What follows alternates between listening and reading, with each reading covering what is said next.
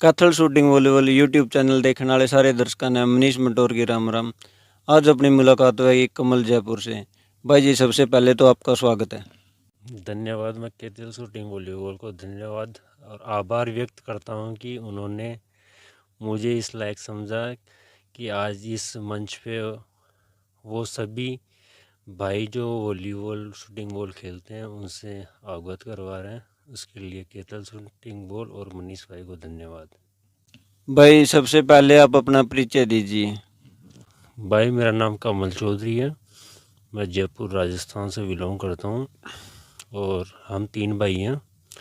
एक मेरे से बड़ा भाई है, एक छोटा भाई, एक सिस्टर है। और पिताजी पहले आर्मी के अंदर ज्वाइनिंग थी तो की नहीं, फिर उसके बाद खेती करने लग गए। बड़ा भाई भी कंपनी चलाता और मैं भी अभी जो आंगनबाड़ी है गवर्नमेंट की उसमें महिला एवं बाल विकास में कार्यरत हूँ। 2 साल हो गए मेरे को।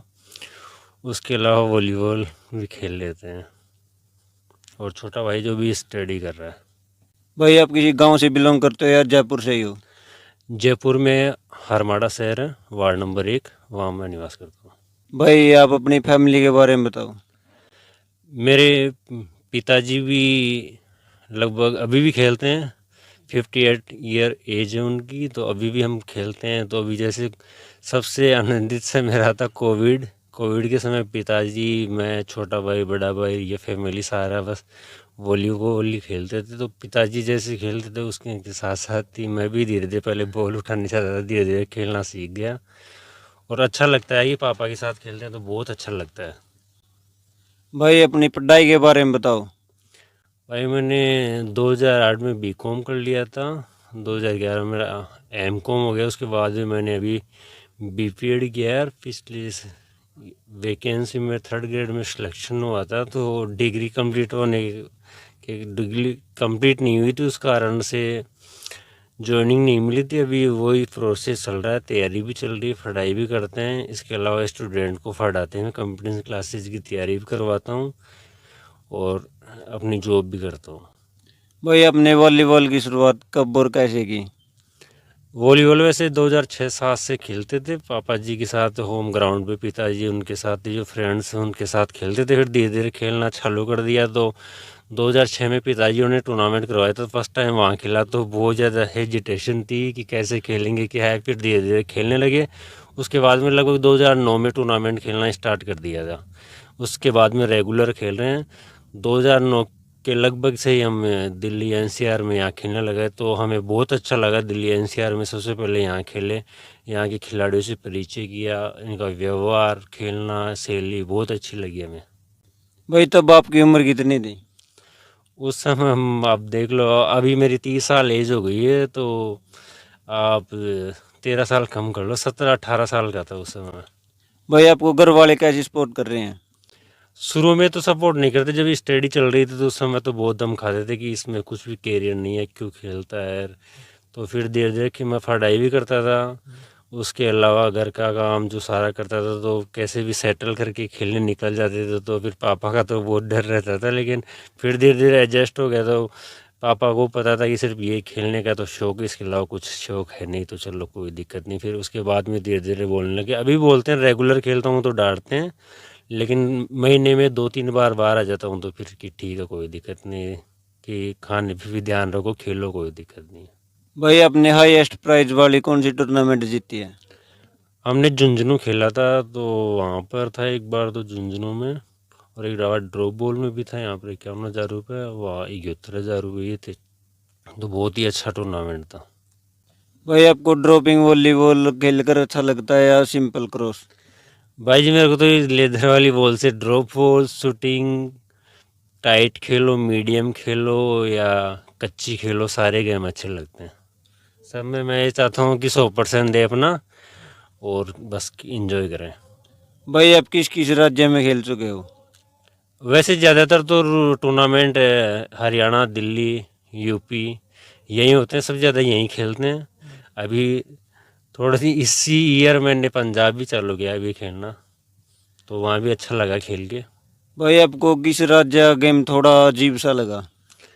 वैसे सारे ही हैं, इसके तो रूल्स अलग अलग हैं। हमारे राजस्थान में अलग रूल रहते हैं, पंजाब में अलग रूल हैं, हरियाणा में अलग रूल हैं, इधर महाराष्ट्र में खेलते हैं। तो महाराष्ट्र में सबसे ज़्यादा ये है कि वहाँ पे जो क्राउड है वो बहुत ही अच्छा रहता है। तो जो ग्राउंड वहाँ के 2 दिन टूर्नामेंट चलता है वहाँ पर, ज़्यादातर एक दिन का नहीं होता। यहाँ जैसे पूरी नाइट में चलते हैं तो वहाँ पे 11-12 बजे रोक देते हैं, फिर दूसरे दिन मॉर्निंग से चलते हैं। तो बहुत ही मज़ा आता है वहाँ पे क्राउड को देख के और व्यवस्थाओं को देख के।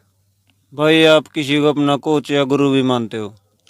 हाँ जी, मैंने जो चालू किया था पिताजी और पिताजी के साथ ही जो फ्रेंड्स थे उनके साथ ही खेलना, तो वो गुरुजन को। फिर उनके बाद में जो संजय भी हमारे खेलते थे, मैं उनको देख देख के सीखता था कैसे क्या खेल रहे हैं। तो उन्होंने भी मैं सपोर्ट किया कि बेटा ऐसे खेला करो।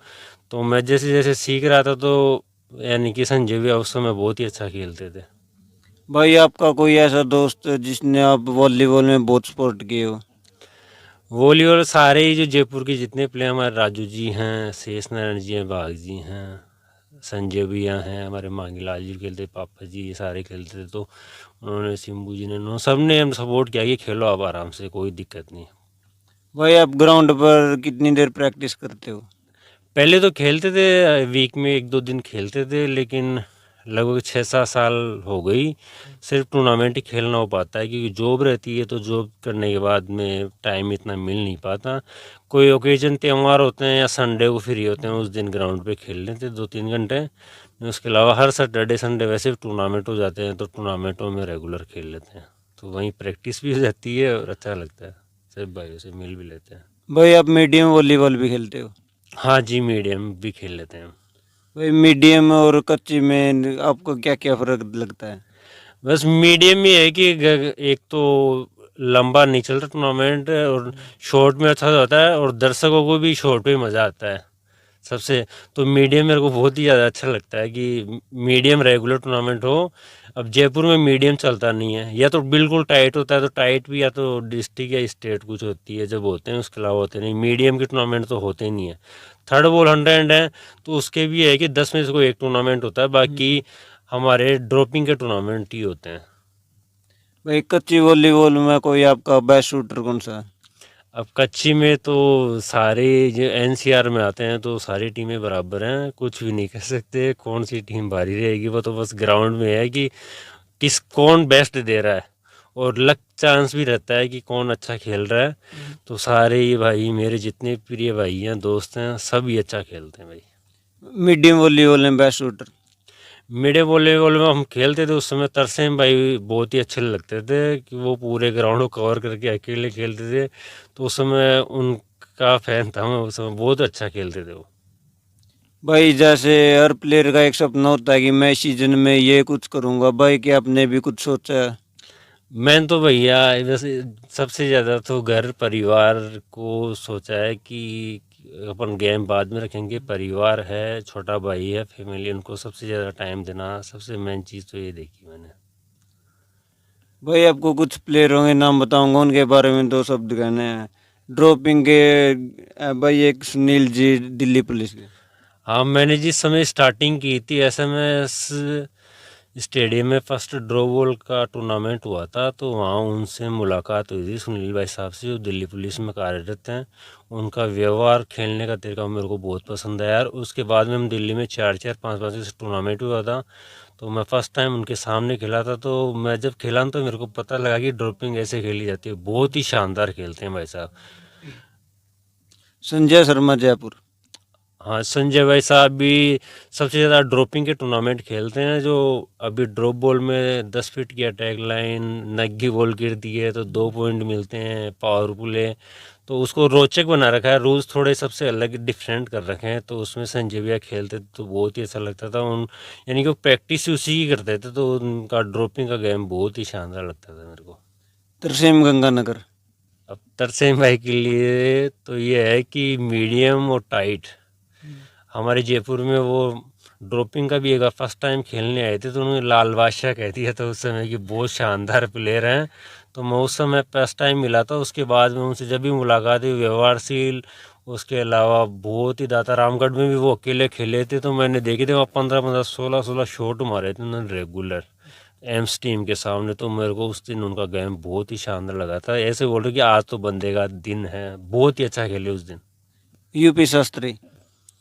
यूपी साथ में ड्रॉपिंग में देखता हूँ तो मैं हमेशा उनकी टीम में अपना 100% योगदान देते हैं और ड्रॉपिंग में बहुत ही अच्छा खेलते हैं। उनसे यहाँ बहादुरगढ़ में मैच हुआ हमारा ड्रॉप बॉल में, राजेश भाई वो विपिन भाई ये सारे साथ ही थे, तो उन्होंने बहुत ही अच्छा गेम दिखाया था। ड्यूज पे वो गेम उन्होंने जीता था, तो उनका गेम बहुत ही शानदार है। रवि बहादुरगढ़। अब रवि भाई है तो बोलते हैं ना कि थर्ड बॉल 100 में तो बोले, एक प्रकार से उनकी इतनी फोर्स नहीं है दिल्ली से। बहुत ही शानदार एक मंचल भाई हैं, अंकित भाई हैं, बहुत ही अच्छा खेलते हैं अभी। और रवि भाई का तो मैं फ़ैन हूँ, देखो सही बताऊँ को उनका व्यवहार और जो एक प्रकार से टूर्नामेंट में जाते हैं तो उनकी लोकप्रियता अलग ही है, सबसे हट गई है। तो उनका व्यवहार मेरे को बहुत ही अच्छा लगा।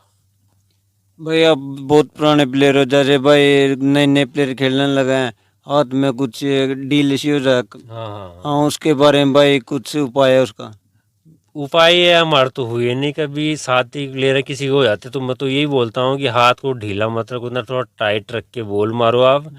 और जो भी होता है तो ब्लेड, कोई ब्लेड से काट के उसको निकाल लेता है तो कच्चा हाथ पड़ जाता है, फिर खेलने लग जाते हैं, फिर ब्लड इकट्ठा हो जाता है, वो हो जाता है, उसके पेन भी बहुत ज़्यादा होता है। तो शुरू में खेले जब हमारे पापा ने बताया कि ऐसे मत खेलो, हाथ को टाइट रखा करो, बॉल को तो बाद में छोड़ दो हाथ को, लेकिन टाइट रखो दो उस समय, तो ये होगा नहीं, आपके ब्लड इकट्ठा नहीं होगा, ब्लैक ब्लैक हो जाते हैं यहाँ पर हाथ पे, तो वो होंगे नहीं। तो उसके बारे में तो ये बोलूँगा कि अब जैसे भी खेलो आप तो हाथ को टाइट रखो, थोड़ा ढीला मत छोड़ो। ढीला छोड़ते हैं तो बॉल लग लग के वो ब्लैक कलर हो जाता है इकट्ठा।